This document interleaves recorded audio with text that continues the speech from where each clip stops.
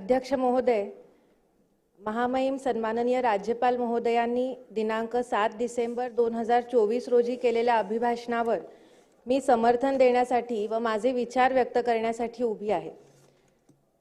अध्यक्ष महोदय, सर्वप्रथम मी राज्याचे सन्माननीय मुख्यमंत्री श्री देवेंद्रजी फडणवीस साहेब, सन्माननीय उपमुख्यमंत्री एकनाथजी शिंदे साहेब, सन्माननीय उपमुख्यमंत्री अजितदादा पवार साहेब यांचे मी अभिनंदन करते की त्यांनी एक भक्कम सरकार राज्याला दिलेलं आहे।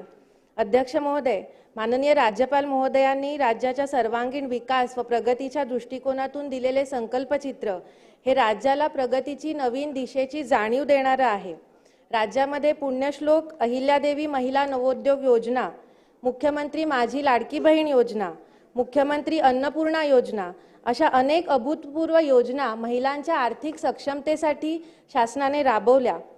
शासनाने 4थे महिला धोरण जाहीर केले आणि मला एक महिला म्हणून आणि चळवळीतली कार्यकर्ती म्हणून प्रचंड अभिमान आहे की आपल्या देशातलं महाराष्ट्र हे एकमेव आणि पहिलं राज्य आहे की ज्यांनी कायदेशीररित्या मातृत्वाचा सन्मान केलेला आहे।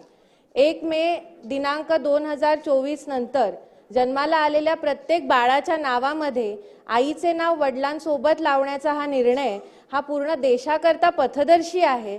तसंच आर्थिक सक्षमतेबरोबर सामाजिक सक्षमता आणि सामाजिक समता प्रस्थापित करण्याच्या दृष्टीने सरकारने उचललेलं हे महत्त्वाचं पाऊल आहे। या मागणीसाठी अनेक वर्ष विविध मार्गांनी आंदोलन करणाऱ्या आणि शासनाकडे पाठपुरावा करणाऱ्या माझ्यासारख्या कार्यकर्त्यांची स्वप्नपूर्ती या निर्णयाने झालेली आहे आणि त्यामुळेच मी राज्यातल्या सर्व मातांच्या वतीने शासनाचे आभार मानते आणि 1 मे 2024 पूर्वी जन्मलेल्या मुलांच्या नावामध्येही आईचे नाव लावण्याचा विचार शासन नक्की करेल अशी अपेक्षा बाळगते। अध्यक्ष महोदय, माननीय राज्यपाल महोदयांनी त्यांच्या अभिभाषणामध्ये मुंबई पुणे मेट्रो प्रकल्पाचा उल्लेख केला। मेट्रोमुळे निश्चितच प्रवाशांचा प्रवास सुकर होणार आहे, वेळ वाचणार आहे आणि महाराष्ट्राच्या विकासाला चालना मिळणार आहे, गती मिळणार आहे। अध्यक्ष महोदय, मला या निमित्ताने एक विनंती करायची आहे की विरार, नालासोपारा, वसईमध्ये गेल्या अनेक वर्षांमध्ये खूप लोकसंख्या वाढलेली आहे आणि तेथली लाखो लोक हे आपल्या उपजीविकेसाठी मुंबईमध्ये रोज प्रवास करत असतात लोकलने। तर त्यांचा हा प्रवास सुकर होण्यासाठी, त्यांना तिथे सोयी सुविधा मिळण्यासाठी भाईंदरपर्यंत आलेली मेट्रो लवकरात लवकर वसई विरारपर्यंत सुद्धा शासनाने त्याचा प्रस्ताव बनवून त्याची अंमलबजावणी शासनातर्फे व्हावी अशी मी शासनाला विनंती करते। अध्यक्ष महोदय, राज्यामध्ये जलजीवन मिशन योजने अंतर्गत हर घर नल योजनेची खूप प्रभावीपणे अंमलबजावणी होती आहे आणि या योजनेमध्ये कोणताही भेदभाव न करता प्रत्येक घराघरामध्ये नळाने पाणी देण्याची योजना ही आहे। अध्यक्ष महोदय, मला या निमित्ताने विनंती करायची आहे की मी ज्या मतदारसंघाचं प्रतिनिधित्व करते तो वसई मतदारसंघ गेल्या 35 वर्षापासून पाण्याच्या एका थेंबाला तडफडतोय। तर ह्या योजनेची अंमलबजावणी वसईच्या ग्रामीण भागामध्ये आणखीन प्रभावीपणे व्हावी आणि लवकरात लवकर तिथल्या प्रत्येक घरामध्ये पाणी पोहोचावं अशी मी विनंती करते। तसंच शहरी भागासाठी अमृत योजना 2.0 ही योजना सुरू केलेली आहे महानगरपालिकेच्या क्षेत्रांमध्ये। पण या योजनेमध्ये शहरांमधली जी वसती स्थानं आहेत, झोपडीचा भाग आहे, चाळी असतील किंवा आदिवासी पाडे असतील, तर या भागामध्ये हे प्रत्येक घराला पाणी मिळत नाहीये, तर ती व्यवस्था करावी। अध्यक्ष महोदय, 2 मिनिटात मी संपवते। अध्यक्ष महोदय, राज्यपालांनी त्यांच्या अभिभाषणामध्ये राज्यभरात हरित आच्छादन क्षेत्र वाढवण्यासाठी हरित महाराष्ट्र कार्यक्रमाची घोषणा केलेली आहे। मला या निमित्ताने सांगावं वाटतं की आमच्या वसईमध्ये खूप सुंदर हरितपट्टा आहे आणि हा हरितपट्टा वाचवण्यासाठी मी, माझे वडील, त्यावेळेचे तत्कालीन आमदार श्री विवेक पंडित आणि तिथले वसईकर जनता गेली अनेक वर्ष वेगवेगळ्या माध्यमातून आंदोलन करत होतो आणि या आंदोलन दडपण्यासाठी त्यावेळेचं जे काँग्रेस सरकार होतं त्यांनी अमानुष लाठीचार्ज केले, अनेक प्रकार केले होते।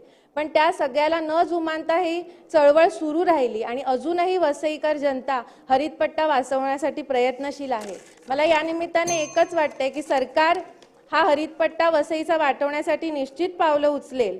आणि शेवटी मला थांबताना एकच गोष्ट मांडायची अध्यक्ष महोदय, की हे सरकार जे आता स्थापन झालेलं आहे महायुतीचं सरकार, त्यांनी गेल्या काळामध्येही सिद्ध करून दाखवलेलं आहे की हे सरकार गरिबांचं, वंचितांचं, शोषितांचं, कामगारांचं, शेतकऱ्यांचं, सगळ्या सामान्यांचं सरकार आहे। त्यामुळे मी या सरकारचे खूप खूप आभार मानते। आणि मला या निमित्ताने एकच गोष्ट सांगायची की मी ज्या मतदारसंघाचं प्रतिनिधित्व करते त्या मतदारसंघाने गेल्या 35 वर्षामध्ये फक्त दहशतवाद, गुंडगिरी आणि स्वार्थी राजकारण पाहिलं होतं।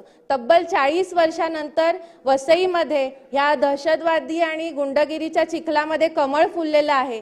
आणि हे केवळ देवेंद्रजी फडणवीस, सन्माननीय देवेंद्रजी फडणवीस आणि सन्माननीय एकनाथजी शिंदे साहेब यांच्या पाठबळामुळे लाभलेलं आहे। त्यामुळे मी या सर्वांचे आभार मानते।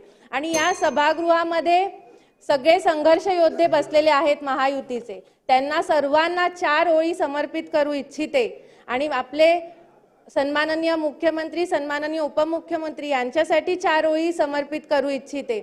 रुके न जो, झुके न जो, दबे न जो, मिटे न जो, रुके न जो, झुके न जो, दबे न जो, मिटे न जो, हम वो इनकलाब है, जुल्म का जवाब है, हर शहीद हर गरीब का हमी तो ख्वाब है, हर शहीद हर गरीब का हमी तो ख्वाब है। धन्यवाद अध्यक्ष महोदय, मला संधी दिल्याबद्दल।